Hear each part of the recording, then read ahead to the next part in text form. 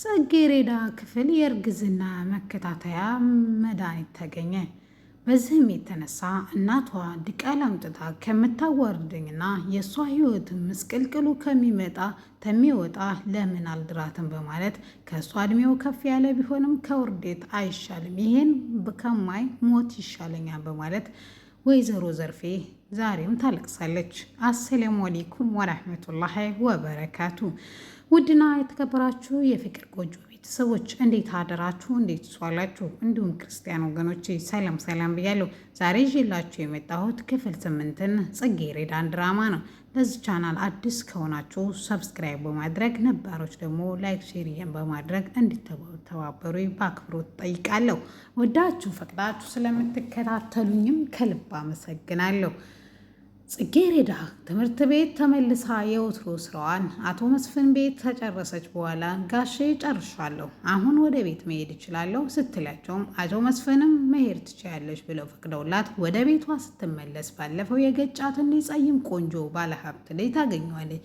በጣም ይቅርታ ባለፈው እኮ ቦርሳህን ጥለህ ስፈልግህ ወይም ስጠብቅህ ነበረ፣ ነገር ግን በቦታው ተከትየህም ነበረ፣ ነገር ግን አንተም ቸኩለህ ስለነበረ አልሰማኸኝም ወይም አላየኸኝም ትለዋለች። እሱም የትምህርት ቤት የስራ ቦታ መታወቂያና ደግሞም ባንክ ቡክ ስላለው ኤቲኤሞች ስላሉት ብሎም ዶላር ሳይቀር ስላለው ተመልሼ መጥቼ ስፈልግሽ ነበረ ሲላትም አረ ችግር የለውም ዶላር እንዳለውም አይቻለሁ ይሄው እሰጥሃለሁ በማለት እጇን ወደ ቦርሳዋ ተመክተቷ በፊት እናቷ በርቀት ታያታለች። ከሱቅ እየመጣች ነበር። ቲማቲምና ሽንኩርት ገዝታ እየመጣች ነበረ። ስለዚህ በጣም ትናደድና ልጇ ባለፈው ሳምንት ማለቴ ነብዩ አውርቶ በስልክ እናቷን ወይም ወይዘሮ ዘርፌን ሻወር እንደነበረችና እሱ ደግሞ ፍቅረኛዋ እንደነበረ ስለነገራት በጣም ትናደድና ይሄ ነው አላማሽን ያሳተሽ? ይሄ ነው? ምን አይነት ባለጌ ነው? ይህችን አንድ ጥፍርዬ ልጅ ህይወቷን ያመሰቃቀልከው በማለት ወይዘሮ ዘርፌ ልጁ ላይ ትጮህበታለች። ልጁ ያልገባው ግራ የተጋባው ምንድን ነው ነገሩ ብሎ ልጅም እናቷን ልታረጋጋ ብትሞክርም ጽጌረዳ በፍጹም አልቻለችም። ለማንኛውም ተዛሬ ቀን ጀምሮ አጠገቧ ብደርስ ውርድ ከራሴ ድሃ ናት ምንም አታረግም ብለህ እንደውም ፈጽሞ ተሳስተሃል በማለት ለወጣቱ ታስጠነቅቀዋለች። ወጣቱ በጣም ደንግጦና ፈዞ ቀረ። እናቷን ልጇን ይዛ እናት ወደ ቤቷ ሄደች። ከዛም ስትመጣም እጇን ይዛ ቤት ካስገባቻት በኋላ ስቅስቅ ብላ ወይዘሮ ዘርፌ ታለቅሳለች። በዛ ላይ ፍቅርታ ደግሞ ጽጌረዳን ጠርታ ዛሬ ድክም ስላለኝ እና እግሬን ሸታ አድርጊ በማለት ትጠራታለች ወደ ክፍሏ። እሷም አቤት ብላ እግሯን እያሸሻቻት እያለ እናትሽ ምን ያክል አንቺን ለመሳደግ መስዋዕት እንደከፈለች ታውቂያለሽ ስትላት አዋቃለሁ፣ ስለዚህ ትምህርትሽ ላይ ጠንክረሽ መማር አለብሽ። እናትሽ ራሷን ልታጠፋ በተደጋጋሚ ሞክራ ነበረ፣ ይህንም የማውቀው እኔ ብቻ ነኝ። ነገር ግን ይሄ ሚስጥር ለእኔና ላንቺ ብቻ ነው የሚቀረው፣ ፈጽሞ ለእሷ እንዳትናገሪ ትላታለች። እሷም እንባዋ እየወረደ እሺ እቴቴ እንዳያስቡ ይናገሩ ስትልም እሷ በተደጋጋሚ እንደዛ አድርጋለች። ስለዚህ አንቺ በመኖርሽ ነው፣ ስለዚህ ትምህርትሽ ላይ ተምረሽ ልታኮሪያት ይገባል። በነገራችን ላይ በትምህርት ብቻ አይደለም ባለጸጋም ባለሀብትም ካላገኘሽ ባል ማግባት አለብሽ በማለት ተነግራታለች። እሷም ባል ብላ ደንግጣ እሺ ትምህርቴን ጠንክሬ እማራለሁ አኮራታለሁ እናቴን በማለት ጽጌረዳ ለቴቴ ትነግራታለች ወይም ለፍቅርታ። በንጋታው ደፋ ቀና እያለች ትምህርት ቤት ከመድረሷ በፊት ቤት ማጽዳትና ማስተካከል ስላለባት ወደ ነብዩ ቤት ወይም ትሄዳለች። እሷም አቶ መስፍን እጁን አጣጥፎ ወይም ኪስ ውስጥ ከቶ በነገር እየጠበቋት ነበረ። ልጅም ተቀምጦ ነበር ሶፋ ላይ። ጽጌረዳ እኔ በጣም ሰው ሲሳሳት አውቃለሁ፣ ነገር ግን አደራ ብዬሽ እንግዶቹ ከአንድ ጉርሻ በላይ የበላ ሰው የለም፣ እንዴት እንደዚህ ታደርጊያለሽ? ስለምን ተፈጥሮ ነው ስትለውም የተፈጠረው ጫው ብቻ ነው፣ እንዴት እንደዚህ ታደርጊያለሽ ሲላትም እሷም ልክ እንደገት ጨመረችና ፈጽሞ እንዳተሳሳተች ስትከራከራቸውም አቶ መስፍንም የሚሰራ ሰው ሊሳሳት ይችላል፣ ነገር ግን ስህተቱን አምኖ ይቅርታ ሊጠይቅ ይችላል እንጂ አንቺ እኮ አላደረግኩም ብለሽ ሌላ ወሬ እያወራሽ ነው። እኔ መስፍን እንደዚህ አይነት ሞኝ እንኳ እንዳልመስልሽ በማለት አቶ መስፍን ተቆጥቶ ከዛ ቤት ይወጣል። እሷም ይቅርታ ትጠይቃለች። ነብዩም ከዚህ ሁሉ ለምን ከዚህ ቤት ስራ ወጣ አትለቅም? ወይም የተሻለ ስራ እኮ ይኖራል በ15 ቀን ወይም በደቂቃዎች ውስጥ የሚያልቁ ስራ ሲል ምን አይነት ስራ ነው? እውነት አንተ ለእኔ ስራ ልትፈልግልኝ ነው ስትለውም አዎ ለምን አልፈልግልሽም የኔ ቆንጆ፣ በነገራችን ላይ ለአንቺ ሁሌ መኝታ ቤት ክፍት ነው ብሎ ስላት ጽጌረዳ የሰማችውን ማመን አቅቷት አንተ እኔን እንዴት ትገምተኛለች ብላ በጥፊ አንድ ታጮኸዋለች።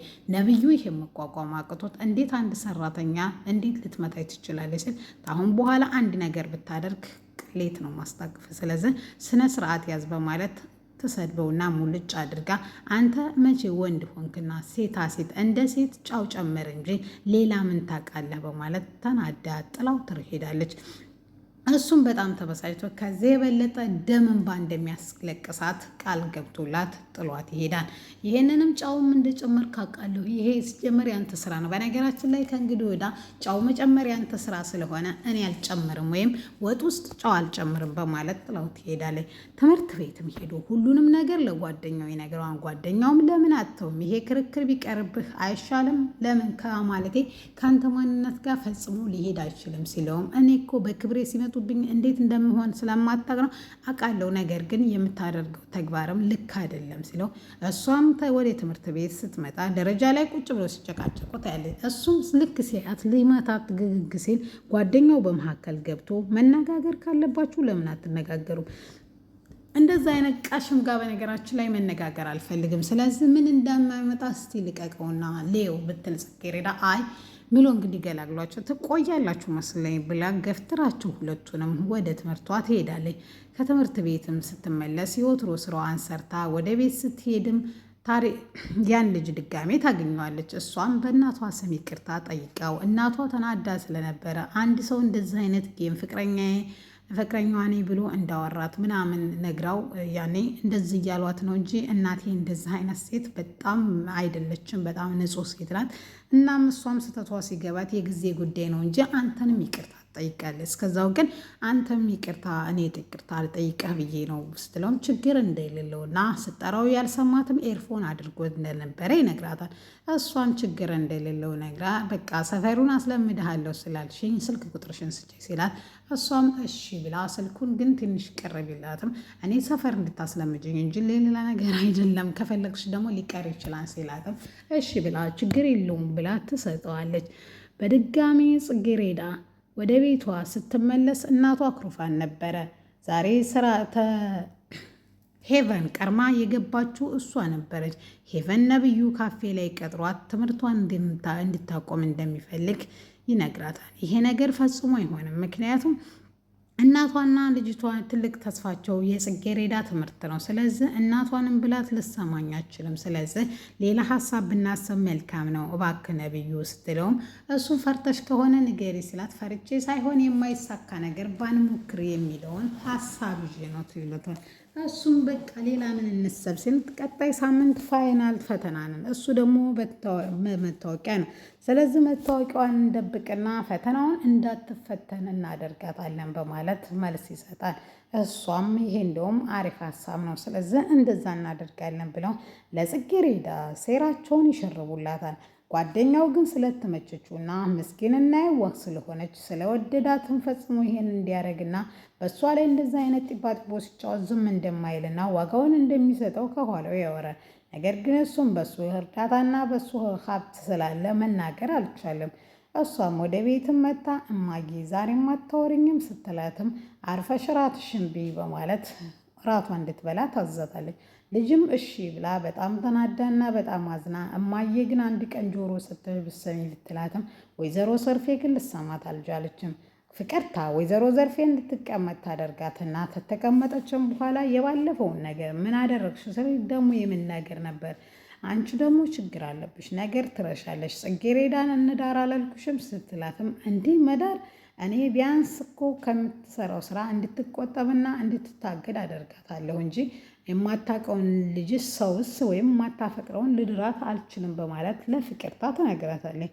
ፍቅርታም እኔ አልነግርሽም ብዬ ነው እንጂ ወይም ከኔና ከአንቺ ውጭ ማንም ሰው እንዳይሰማው ፈልጋለሁ ይሄ ሚስጥር። ስለዚህ አንድ ሚስጥር ልንገርሽ በማለት ብላ ወይዘሮ ዘርፌ ትሰማለች። የመውሊድ መከላከያ እሷ ክፍል እንዳገኘችና ይሄ ነገር ደግሞ ጥሩ እንዳልሆነ በቅርቡ ጊዜ ዲቃላ ይዛ እንደምትመጣና አሁን ባለ ሀብትና ባለጸጋ እንደሆነ እድሜውም ትንሽ በሰል ያለ ስለሆነ እና ብታገባ መልካም ነው ብትል ትመክራታለች። እሷ ግን አልድርም ብትልም ከዚህ ከቅሌት ግን አይሻልም በማለት ጽጌረዳ አቶ መስፍን እንድታገባ ዘርፌ ፈርዳባታል።